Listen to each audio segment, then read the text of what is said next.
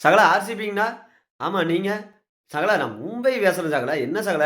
பார்த்தீங்கன்னா பாயிண்ட்ஸ் டேபிள்ல நான் கடைசி இடத்துல இருக்கேன். உங்க மனசுலயாவது முதல்ல எடுத்திருப்பேன்னு நெனச்சா, கான்டாக்ட் லிஸ்ட்ல கூட நான் இல்லையாட்டு இருக்குதே. என்ன சகல இப்படி பண்றீங்க?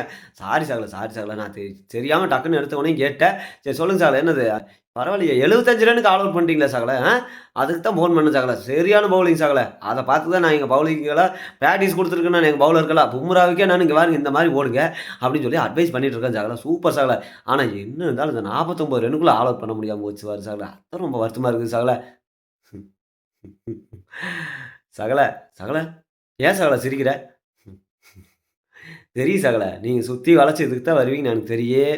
இப்ப இந்த கான்ஃபரன்ஸ்ல சென்னை சகல இருக்கிறாருன்னு எனக்கு தெரியும்.